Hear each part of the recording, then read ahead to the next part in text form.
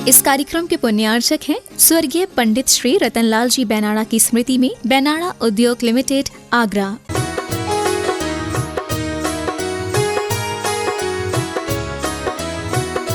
बोलिए परम पूज्य मुनि श्री वीर सागर जी महाराज की जय। समस्त मुनि संघ की जय।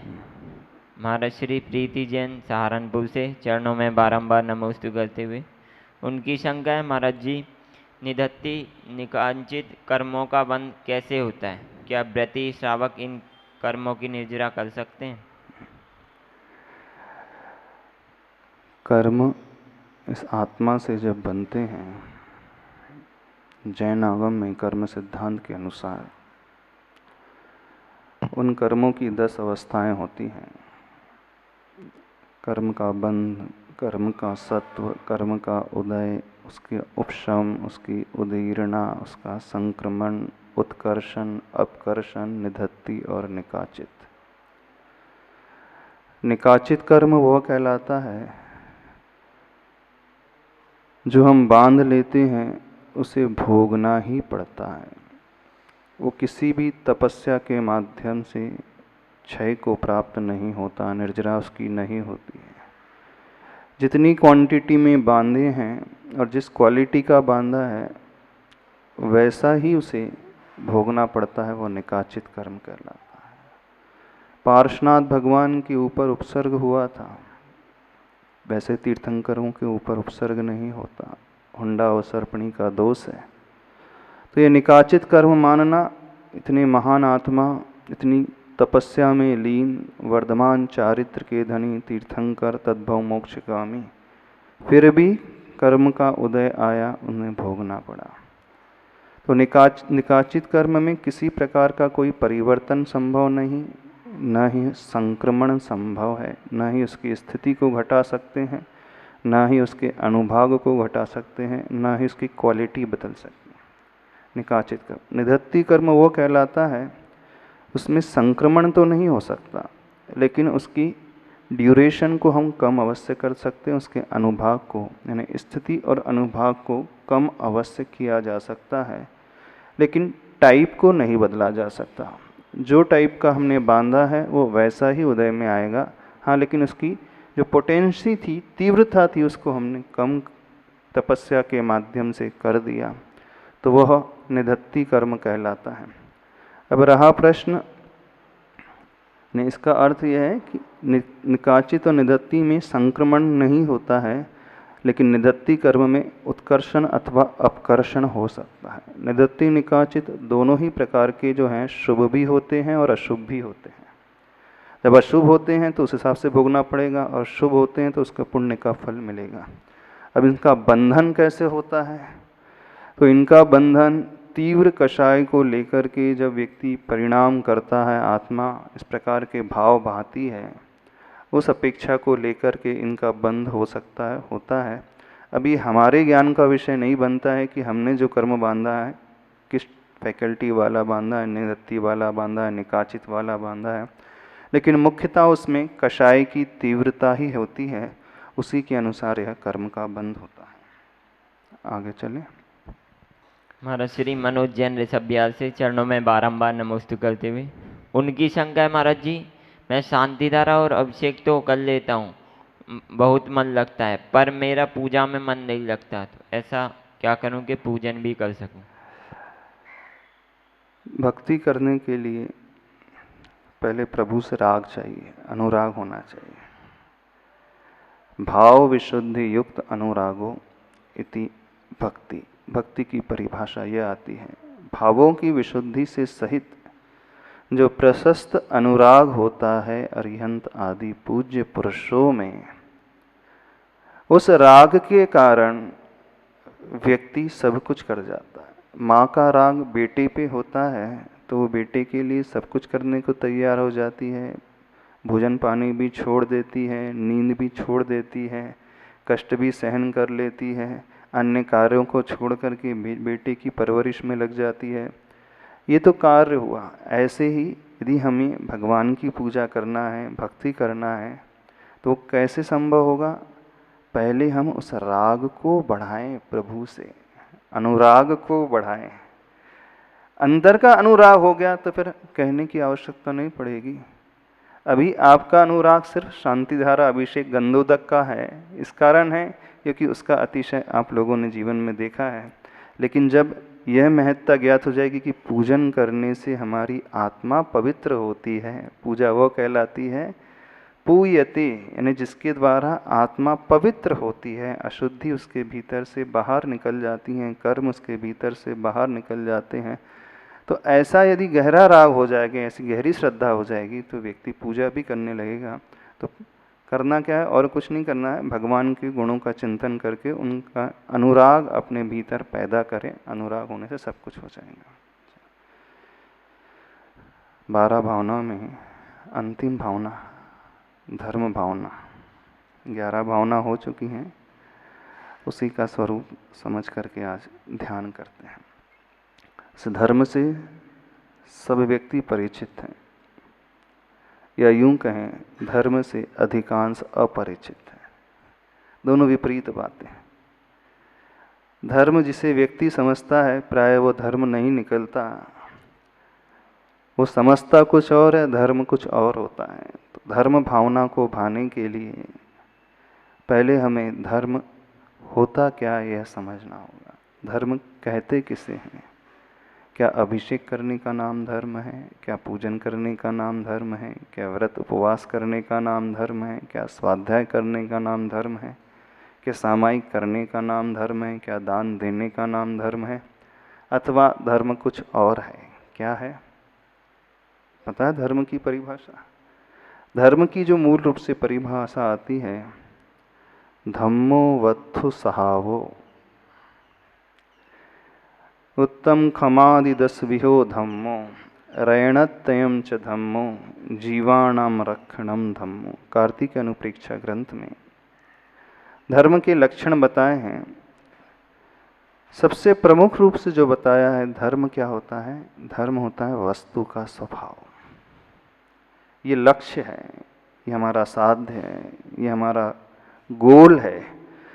जो व्यक्ति अपने स्वभाव में स्थिर हो गया, समझना वो धर्म कर रहा है। और स्वभाव से विपरीत विभाव में आ गया तो समझ लेना अधर्म है। अब इस डेफिनेशन के अनुसार हर वस्तु का अपना अपना धर्म होता है, चाहे वो जीव हो, चाहे वो पुद्गल हो, चेतन हो, चाहे वो अचेतन हो, अन्य द्रव्य हो, सब। इस लोक में 6 द्रव्य भरे हुए हैं, जीव, पुद्गल, धर्म, अधर्म, आकाश और काल।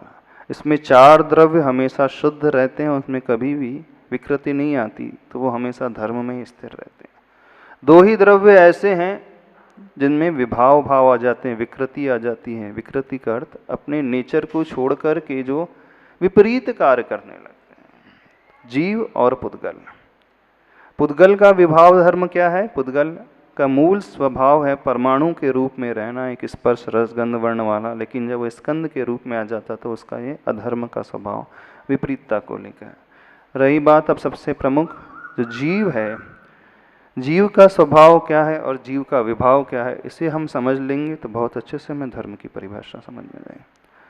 तो जीव का स्वभाव क्या है पता है? जीव का लक्षण वही उसका स्वभाव, यानी जानना और देखना। जब जब हम जान रहे हैं और देख रहे हैं तो समझना हम धर्म कर रहे हैं, और जब जब ज्ञान और दर्शन से रहित होकर के हम कषाय करने लगे तो समझना धर्म है।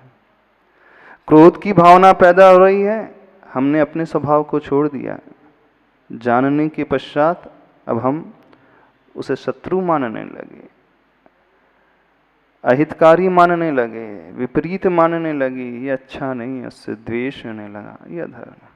अथवा पहले व्यक्ति जानता है, जानने के पश्चात उसे लगा ये तो मेरा अपना है, इससे राग बढ़ने लगा या लोभ कषाय की भावना पैदा हो गई, यह भी अधर्म है। तो धर्म क्या हुआ? जहां न राग होगा और जहां न द्वेष होगा, जहां न वैर होगा, जहां न ईर्ष्या होगी, जहां न इच्छा होगी, जहां न आसक्ति होगी, जहां व्यक्ति शील स्वभाव में स्थित रहेगा, सारी कसायों से, चारों कषायों से ऊपर उठा रहेगा। वो धर्म है। और इससे विपरीत मन में आसक्ति पैदा होने लगी, इच्छाएं जागृत होने लगी, ये चाहिए वो चाहिए, समझना हम अधर्म की ओर बढ़ रहे हैं। छल की भावना पैदा होने लगी, समझना अधर्म की ओर। तो धर्म क्या है? जब व्यक्ति अथवा वस्तु अपने स्वभाव की ओर लौट करके आने लगेगी तो धर्म है।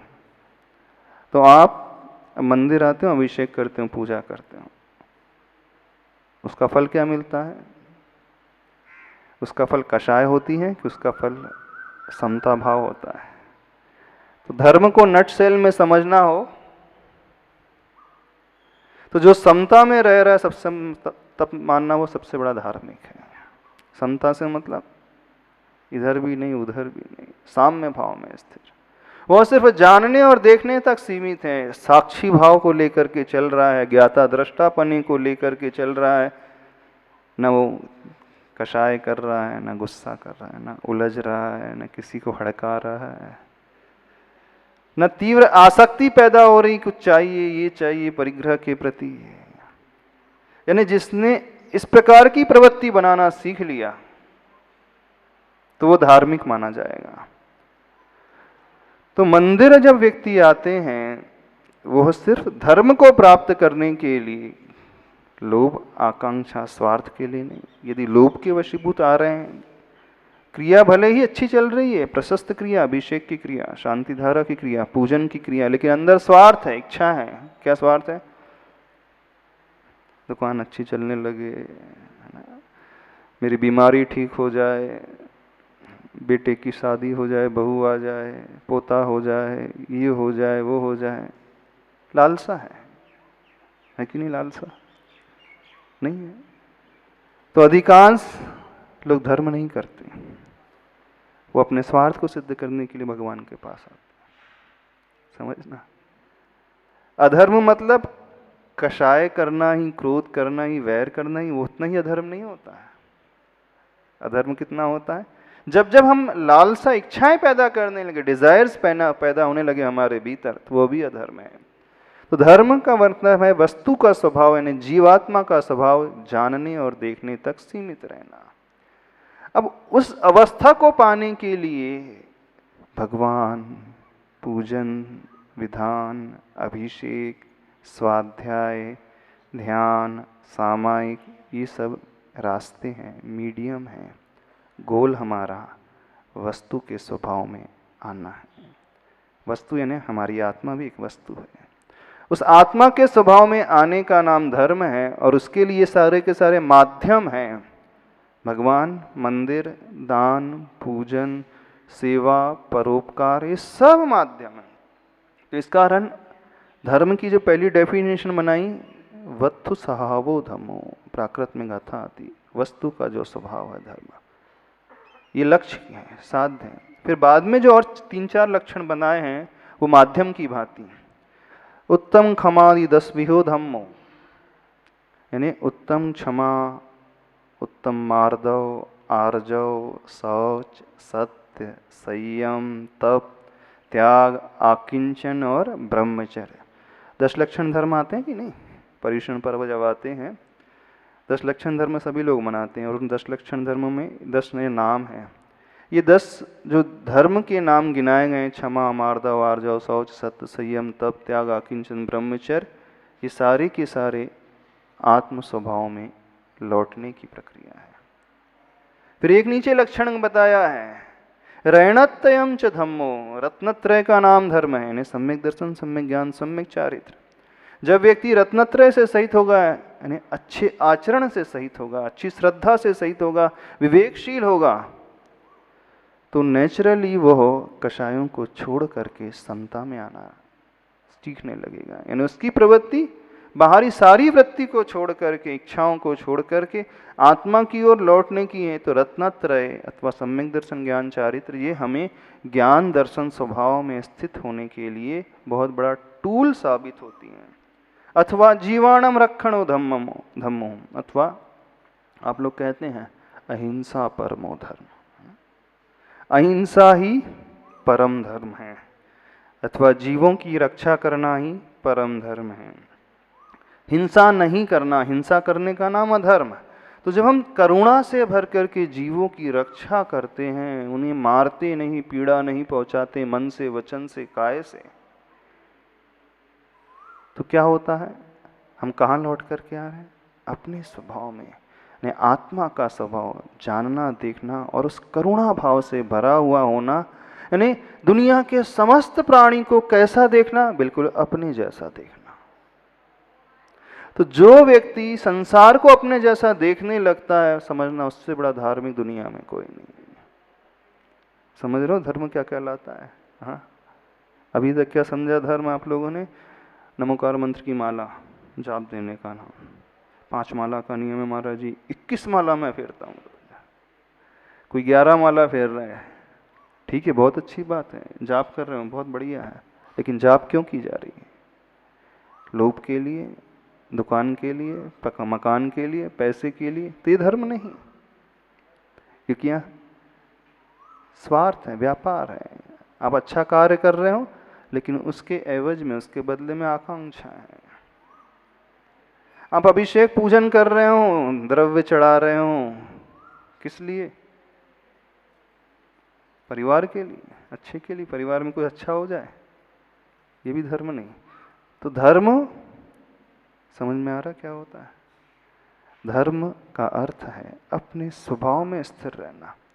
तो जब हम जीवों की रक्षा करते हैं, अहिंसा भाव से भरते हैं, करुणा के भाव से भरते हैं, किसी को पीड़ा नहीं पहुंचाते हैं, तो समझना हम धर्म कर रहे हैं। तो धर्म बहुत आसानी से यदि समझना हो और उसे क्रियान्वयन करना हो, अपने में इम्प्लीमेंट करना हो, तो कैसे संभव होगा? क्या कभी आप अपने आप को मारते हो? इच्छा हो रही आज अपने आप को ही मार लो, कोई नहीं मारता। अपने आप को कोई कष्ट देता है? दुनिया में कोई कष्ट नहीं देता। तो जैसे हम अपने आप को कभी कष्ट देना पसंद नहीं करते, हम क्या चाहते हैं? हर व्यक्ति संसार का क्या चाहता है? सुखी तो चाहता है, आनंद चाहता है, विकल्पों से ऊपर उठना चाहता है। तो जो हम चाह रहे हैं स्व के लिए, अपने लिए, जैसा हम अपने आप को देखते हैं, जैसा हम अपने आप के होने की भावना करते हैं, जो हमारी दृढ़ता भीतर से है कि नहीं मुझे तो ये चाहिए, ये चाहिए, अपने लिए बस और कुछ नहीं करना है, दूसरों के लिए वैसी भावना यदि भीतर होने लगे, तो समझना उसके माध्यम से आप धर्म की ओर आगे बढ़ रहे हैं। तो धर्म फलता कब है? जब हम अपने जैसे अन्य को मानने लगे, समस्त भेदभाव से ऊपर उठ करके, अपने और पराये से ऊपर उठ करके। माता पिता हैं, बच्चे को अपना मानते हैं, इस कारण उसे कष्ट बिल्कुल नहीं होने देते, लेकिन पड़ोसी को नहीं मानते, इस कारण उसे कष्ट हो जाता, कोई फर्क नहीं पड़ता। जो तीर्थंकर बने हैं, भगवान बन गए, वे पूर्ण धर्म में स्थित हैं। कैसे बने वो? उन्होंने अपने जैसे हर प्राणी के बारे में सोचा, चाहे वो मनुष्य हो, चाहे पशु हो, चाहे पांचेंद्रिय हो, चाहे चौरेंद्रिय हो, 3 इंद्रिय वाला, 2 इंद्रिय वाला, 1 इंद्रिय वाला, स्वर्ग में रहने वाला, नरक में रहने वाला, नारकी कोई भी हो, उनकी दृष्टि सिर्फ आत्मा की ओर, पर्याय की ओर नहीं। समझना, क्योंकि जब जब हमारी दृष्टि में पर्याय आएगी, शरीर आएगा, भेदभाव उत्पन्न होने लगेगा। मेरा बेटा है, मेरी बेटी है।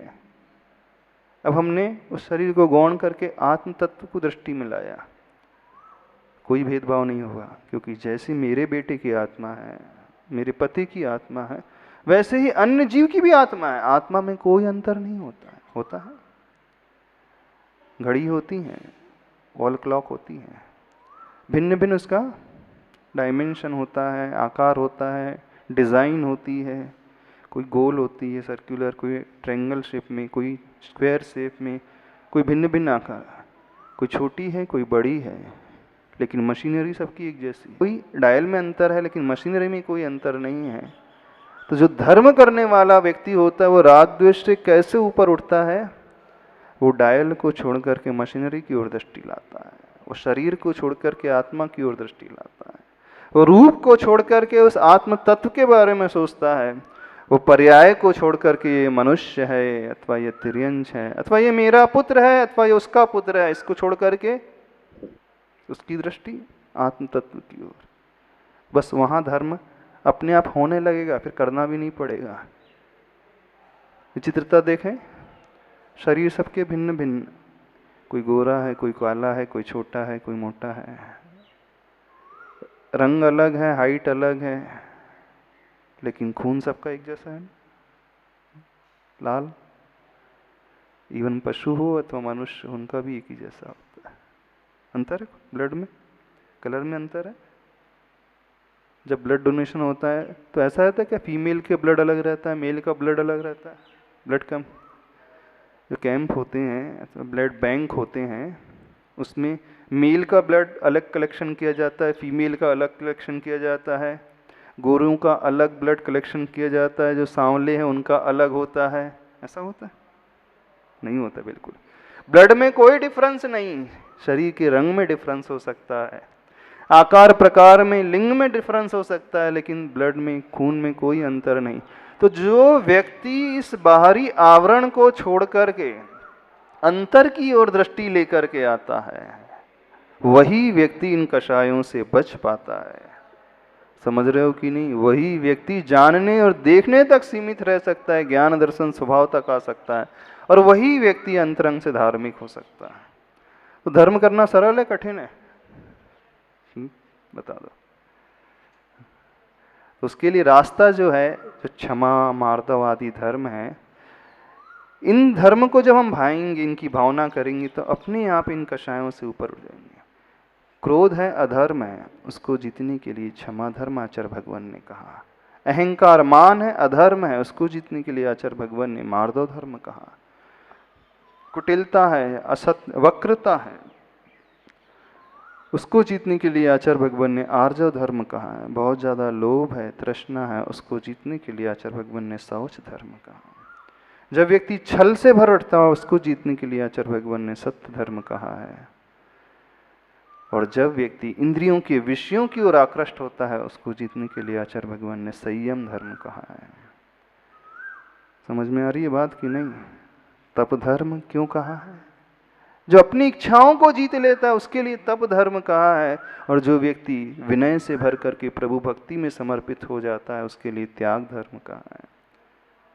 इतना होते हुए भी कुछ सूक्ष्म राग रह जाता है, किससे? पर से नहीं, अपने शरीर से, अपने विचारों से, अपनी उन कषायों से, अपने अहम से। तो उसको जीतने के लिए, उस ममत्व बुद्धि को जीतने के लिए आचार्य भगवान ने आकिंचन धर्म कहा है। और पूर्ण रूप से शील स्वभाव में आने के लिए, कुशील से ऊपर उठने के लिए उस उत्तम ब्रह्मचर्य धर्म को कहा है। ये 10 धर्म सारे के सारे अपने स्वभाव तक लौटाने की प्रक्रिया है, और कुछ नहीं। समझ में आ रही बात? नहीं आ रही? तो धर्म क्या है? धर्म भावना क्या है? धर्म भावना मतलब ज्ञान दर्शन स्वभाव में स्थिर होना, और उसके लिए जो माध्यम है, रास्ता है, वे 10 प्रकार के धर्म है। तो आज अपन ध्यान करते हैं इसका धर्म भावना का ध्यान करना। एक बहुत अच्छी धारणा बनाना है। अपने नाभि में एक कमल की इमेजिनेशन करना है, 10 पंखुड़ियों वाला कमल, जो लाल रंग का है, और उसकी प्रत्येक पंखुड़ी में एक एक धर्म को स्थापित करना है। क्षमा, मार्दव, आर्जव, शौच, सत्य, संयम, तप, त्याग, आकिंचन, ब्रह्मचर्य।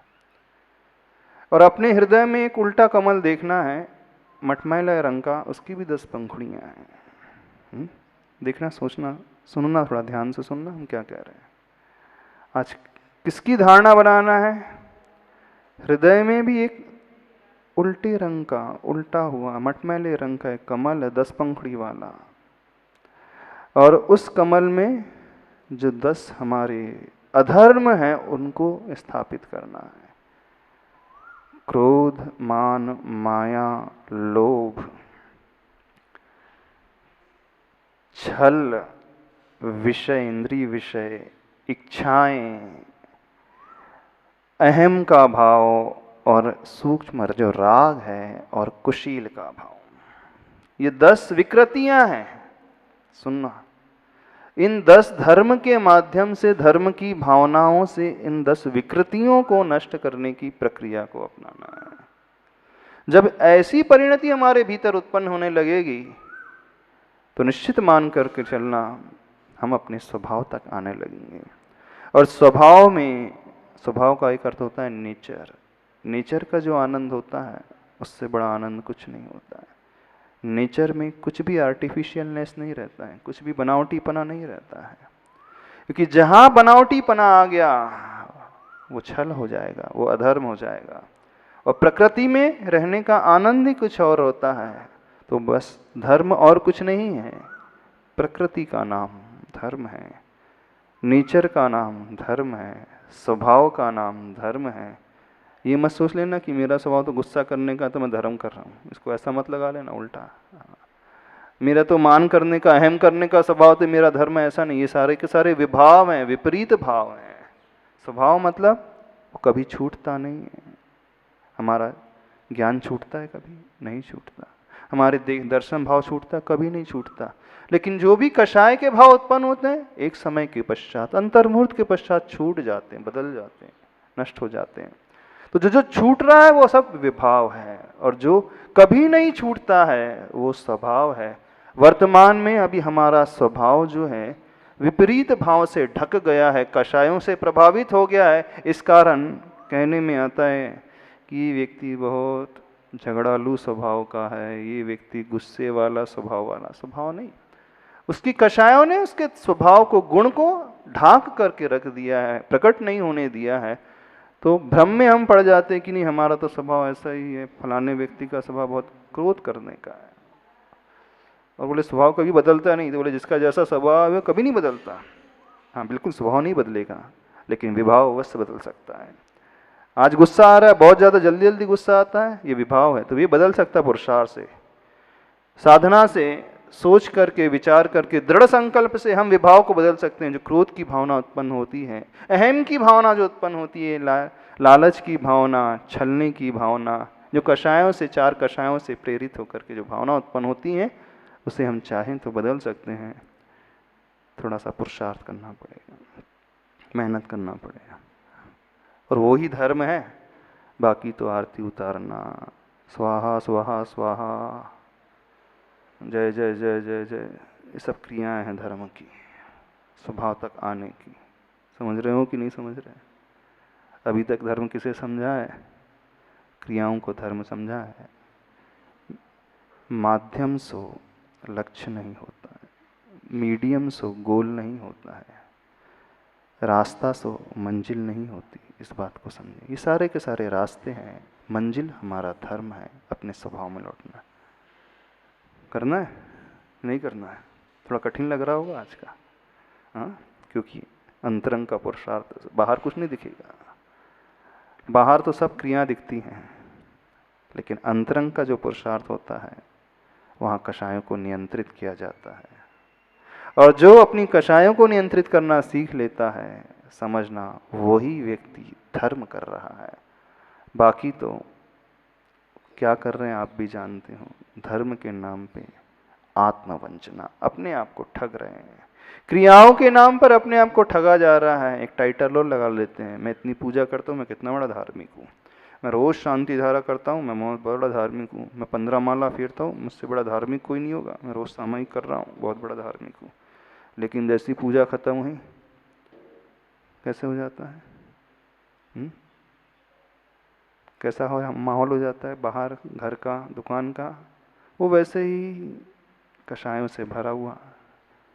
तो मंदिर जो है धर्म की थियोरिटिकल क्लास है, और व्यक्ति का आचरण 24 घंटे का घर में, बाहर में, दुकान में, ऑफिस में प्रैक्टिकल रूम है।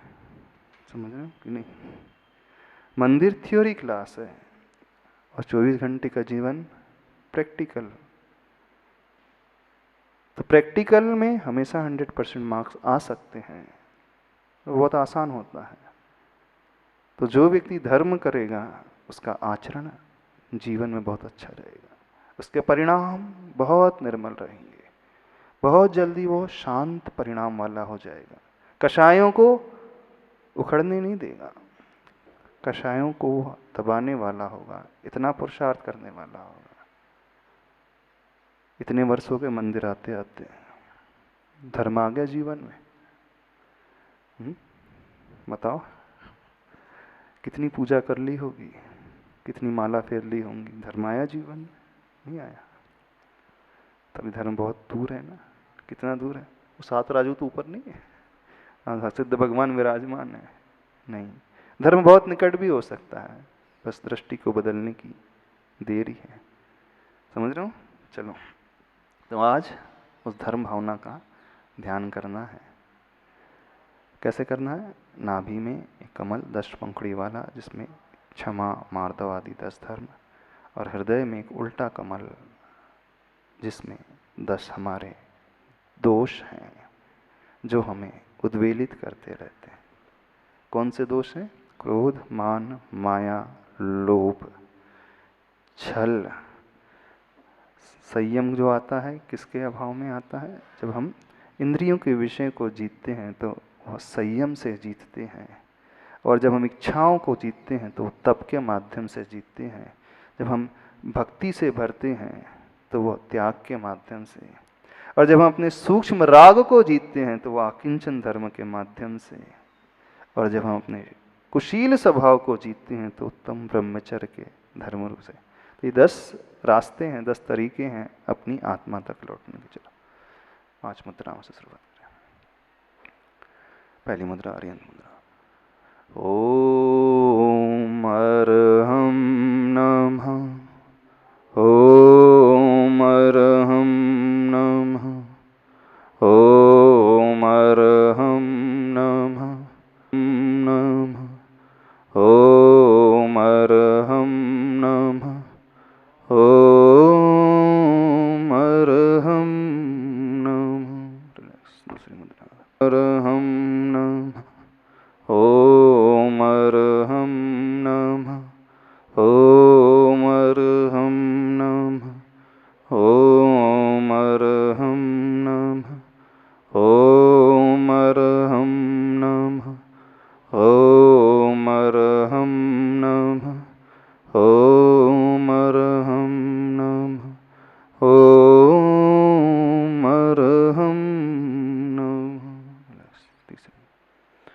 ओम अर्हं नमः, ओम अर्हं नमः, ओम अर्हं नमः, ओम अर्हं नमः, ओम अर्हं नमः, ओम अर्हं नमः, ओम अर्हं नमः,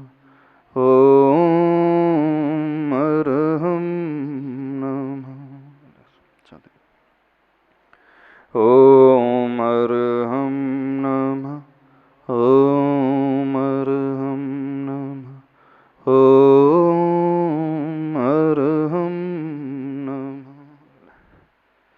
हम इतना कोशिश कर रहे हैं समझाने की, अंतरंग बदल रहा है नहीं बदल रहा? थोड़ा आप लोग, हाँ, कषाय कम हो रही है नहीं हो रही? हाँ। ओम अर्हं नमः, ओम अर्हं नमः, ओम अर्हं नमः, ओम अर्हं नमः, ओम अर्हं नमः, ओम अर्हं नमः, ओम अर्हं नमः।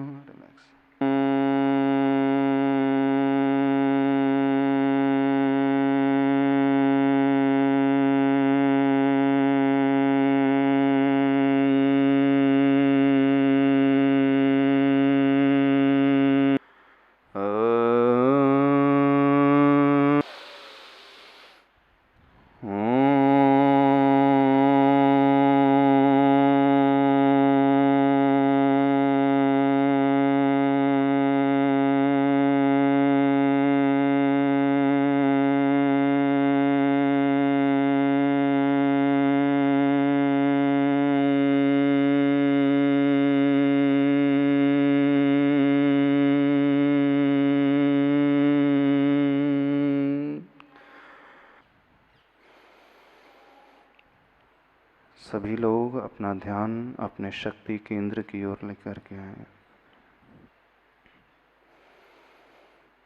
उस नाभि में एक लाल वर्ण का कमल देखें जिसमें 10 पंखुड़ियां हैं खुली हुई।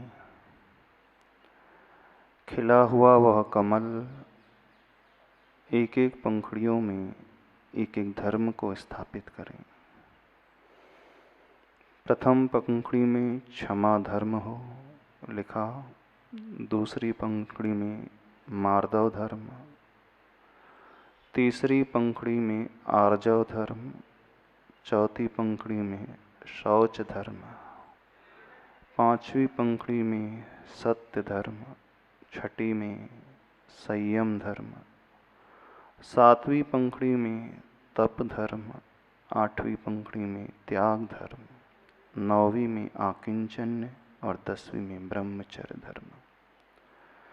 इन 10 धर्मों से अपने आप को आपूरित करने की भावना भाना है।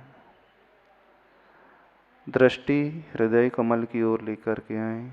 एक मटमैले रंग के कमल को देखें जिसमें 10 दोष हैं। उल्टा कमल, उसमें भी 10 पंखुड़ियां देखना है धारणा के माध्यम से। शांति। ओम अर्हं परम शांति। ओम अर्हं परम शांति। पूरी ऊर्जा को अपने शरीर से लेकर संसार के कल्याण को। बोले महावीर भगवान की जय। संत शिरोमणि आचार्य भगवान गुरुदेव विद्यासागर जी महाराज की।